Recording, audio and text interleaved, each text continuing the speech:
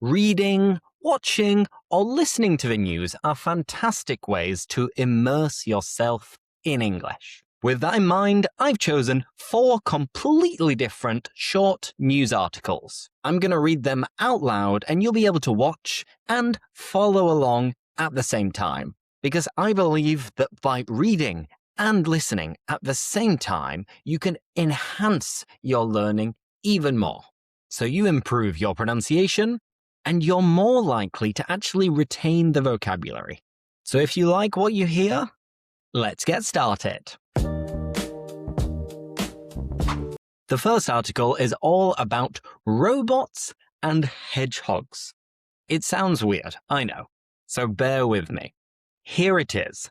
Robot lawnmowers are a danger to hedgehogs. Robot lawnmowers are a danger to hedgehogs. Interesting. Animals face many dangers in their daily lives. These include climate change, habitat loss, and pollution. Mayors in Germany have highlighted a new danger: robot lawnmowers. These are the small machines that automatically go up and down people's gardens to cut the grass. German mayors say the devices are killing hedgehogs and other small animals, especially at night. The cities of Munich and Cologne have started a nighttime ban on the use of the lawnmowers. However, officials want a nationwide ban. Hedgehogs are particularly at risk. They curl up into a ball when they sense danger. This makes it more difficult for a robot mower's sensors to detect a curled up hedgehog. I didn't know. Hedgehogs are protected under German law. People who injure, trap, or kill them could get a fine of up to 65,000 euros, which is 75,000 US dollars. The animals have been on the near threatened list of the International Union for Conservation of Nature since 2024. This is because their numbers dropped by over 30% in the previous decade. Mayor Claudia Kalisch has asked lawnmower makers to do more to protect hedgehogs. She said, "We are calling on manufacturers to find solutions to ensure that small animals are no longer endangered by robot lawnmowers." She added, "This is a key step towards protecting animals and enriching the quality of life in the city through biodiversity." So there you have it. That is the first article about hedgehogs and lawnmowers. Now, let me just recap and review some of the more advanced words and phrases. First of all, to highlight. To highlight is to stress, to bring attention to. Mayors in Germany have highlighted a new danger: robot lawnmowers. Dun dun dun. And a lawnmower is a machine that cuts the grass, as it said. Now, what about a ban? A ban is when something is banned. It is forbidden. It is prohibited. So they want to ban the use of lawnmowers at night. Then we have this phrasal verb, to curl up. Hedgehogs curl up into a ball. And to curl up is essentially to get comfortable so your body becomes more circular. Like when people go to sleep, we tend to curl up before trying to fall asleep. At least that's what I do, anyway. Then, moving on to the second paragraph, we have threatened. Hedgehogs have been on the near threatened list. This means that they are possibly in danger of extinction. They are under threat. They are under attack. That is threatened. And how about one more? A phrasal verb. We are calling on manufacturers to find solutions to ensure that small animals are no longer endangered by robot lawnmowers. To call on is, well, to ask for something. We're calling on manufacturers to do this. We are asking them to do this. So, there you have the first article. And let me know what you think. Should we have robot lawnmowers or not? Should we ban them for the safety of hedgehogs? I think so. And I'll tell you a little anecdote, a little story. In my house, whenever I go home, especially, I think it's in summer, I sometimes come across hedgehogs when I am walking home after meeting my friends or going to the pub. Because I live next to a little forest, and sometimes hedgehogs will come to my house and sleep in my garden. And they do this partly because of the fact that, well, my mum noticed that there were hedgehogs in the area, so she started feeding them. She started buying cat food or dog food and leaving it out in the garden so that these hedgehogs would have a refuge, a shelter where they could come and have a nice meal. That tells you everything you need to know about my mum. But that is the first article. Now, let's move on to the second. Article number 2 is about Japan and about sizzling hot heat, boiling heat, roasting heat. Here it is. Japan invents new word for days of 40 degrees Celsius heat. Japan invents a new word for days of 40 degrees Celsius heat.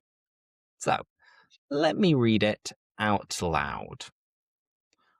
Climate change is having an unforeseen consequence on language, the creation of new words. The Japan Meteorological Agency, JMA, has introduced a new item of vocabulary into the Japanese lexicon.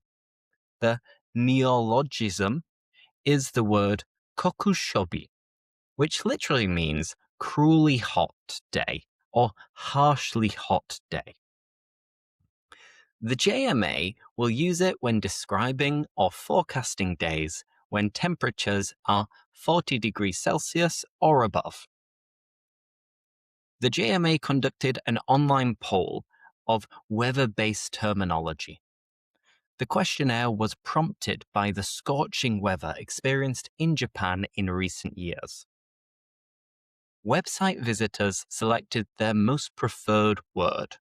There were 478,000 responses. The word kokushobi garnered nearly 203,000 votes. It was the winner. There has been record-breaking heat in Japan in the past decade. The JMA reported days of 40 degrees Celsius or above every year since 2018. In August 2025, the town of Isesaki, Gunma Prefecture, recorded the highest temperature ever observed in Japan. The mercury rose to 41.8 degrees Celsius. There were a further 9 days when temperatures were 40 degrees Celsius. Boiling. More records were broken in 2025. This was the hottest year since records began in 1898. Temperatures were 2.36 degrees above average.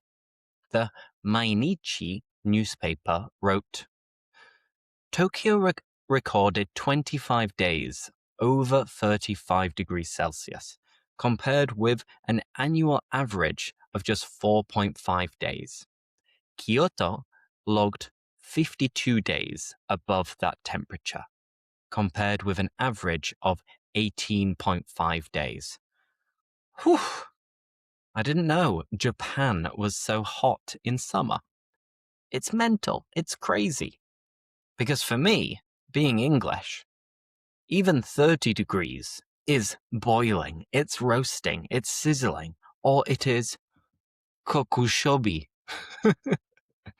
But despite that, I'd still love to visit Japan.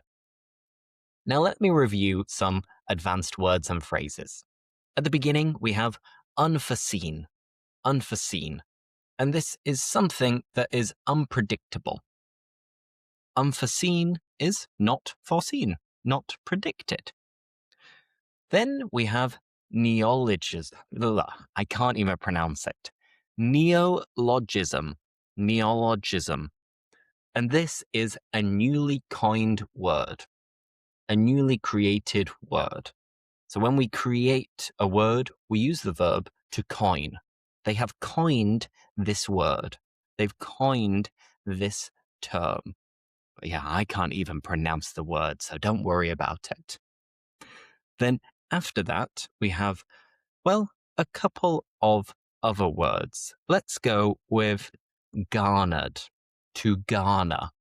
This verb, which is the word kokushobi, garnered nearly 203,000 votes. It is collected or gathered, to garner. Following that, let's finish off with one more, which is to log. To log is to record, because you can log data, you can log information. So, in this case, Kyoto logged 52 days above that temperature, above the temperature of 35 degrees Celsius. So to log is to record. Awesome. So that is the second article about this new term that has been coined in Japan to describe days when it's boiling and it is above 40 degrees Celsius. Oh, horrible. Horribly hot, if you ask me. Now we can move on to the third article, and this one is a bit depressing. It's a bit sad, but it shows the reality of the world that we live in at the moment, which, hey, I'm sure you will read it all of the time if you normally read the news or listen to the news, because it's all over the place. So let's get started with the title. It is Global Military Spending Hits Record 2.9 trillion US dollars. So global military spending hits record 2.9 trillion US dollars. Spending on weapons reached a record high in 2025. New data on military spending has been published by the Stockholm International Peace Research Institute, SIPRI. It ranks a report every year called Trends in World Military Expenditure. SIPRI stated that global defense spending was nearly 2.9 trillion last year. This was a 3% rise compared to 2024. Spending on armed forces has now risen for 11 years in a row. Europe's defense spending shot up by 14% to 864 billion US dollars. The Asia-Oceania region increased its spending by 8.1% to 681 billion. The USA remained the biggest spender on defense. It spent 954 billion on its military last year. There are several reasons for the record levels of spending in Europe. One reason is that all NATO members met their target to spend 2% of their GDP on defense. Last year, NATO members agreed to a new target of 5% by 2035. Another reason is the war between Russia and Ukraine. This conflict is now in its 5th year. Russia spent around $190 billion on defense. This was 7.5% of its GDP. Ukraine spent an unbelievable 40% of its GDP on the war. SIPRI said that the increased spending really speaks to countries' reactions to ongoing wars, tensions, and geopolitical uncertainty. It added, this trend will probably continue through 2026 and beyond. So that is the third article, and it's a sad one because, as I said, it shows the reality of the world we live in at the moment, with wars, invasions, and horrible things going on around the world. So, another little message to everybody to say, I hope that everybody is okay, and I pray for global peace. So, lots of love to anybody suffering at the moment. But let's recap some of the vocabulary. And I'd like to begin with this word, expenditure. Expenditure is a way of saying total expenses. Money spent. After that, what else could we go over? There was one which was a phrasal verb. It was shoot up. So here, Europe's defense spending shot up by 14%. To shoot up is to increase quickly, to increase rapidly. It shot up. Then after that, let's do one more word or phrase. So how about we choose a bit of pronunciation, which is this word, uncertainty. Uncertainty. Some students ask me to pronounce this. So it is uncertainty. This expenditure explains how much uncertainty there is in the world. So hopefully we will have some peace in the near future because the situation, as I mentioned, is a bit grim at the moment, a bit gloomy, a bit dark. It's not nice. But hey, lots of love, everybody, and let's move on to the fourth article. And this one is about football, and I'm a huge footy fan, so you'd think that I would like this article. But it's another one which is a little bit sad. Well, not even a little bit sad. It's a sad article, but I think it's important that I read it to you at the same time, because we shouldn't ignore these bad things that are happening. So the title is Red Cards for Football Players Who Hide Racist Comments. Red cards for football players who hide racist comments. So, let me begin. FIFA, the organization that controls world football, or soccer, wants to make a new rule to stop racism. It wants referees to give a red card to players who cover their mouths when they say things to other players. If a player is shown a red card, they are sent off and must leave the football pitch. Recently, there have been several cases of players being racist. Last month, Brazilian international Vinicius Jr., 25, was playing for Real Madrid against Benfica in the Champions League.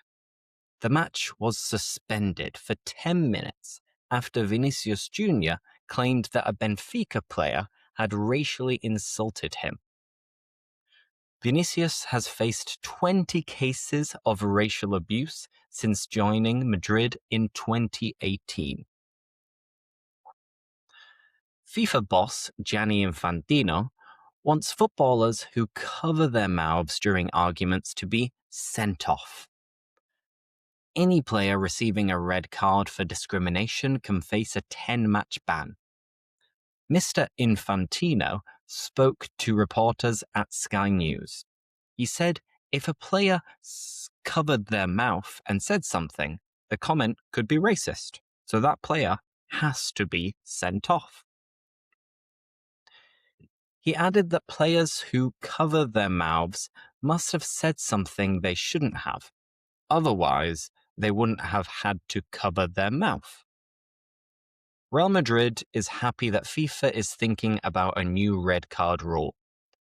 It said it would also continue working in collaboration with all institutions to get rid of racism, violence, and hate in sport and society. Now, before I give my thoughts and summarize this article, let's just go over a couple of things. First, to send off. If you send a player off, you show them a red card.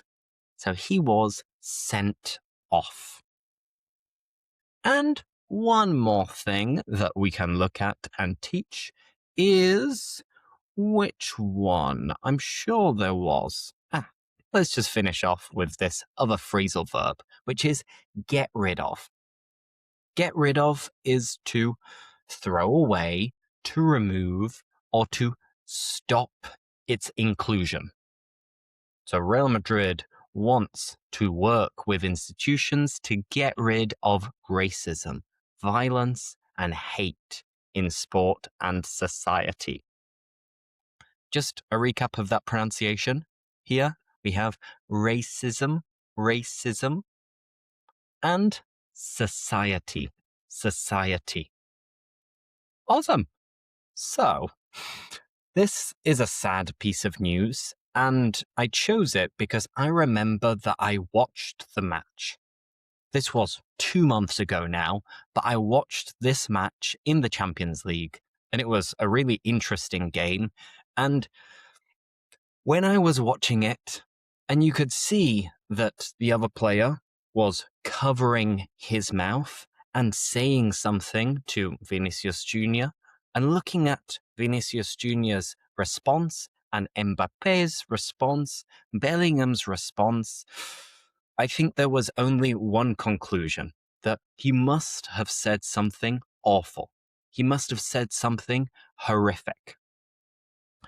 And if these players are accusing him of making racist comments, then, well, I believe them, for sure. So I agree with this rule change.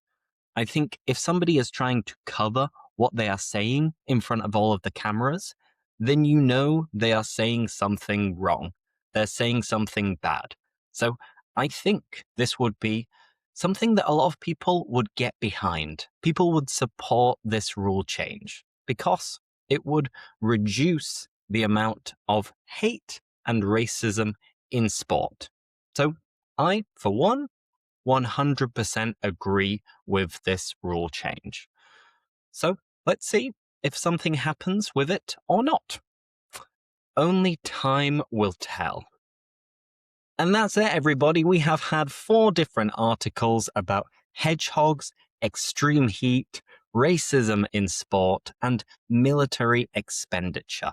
Let me know which article you found the most interesting, and if you'd like me to do another one of these next month, recapping 4 different news articles, please show me some love by leaving a like or letting me know in the comments. So that's it. Thanks for watching, and I'll see you next time. Bye-bye!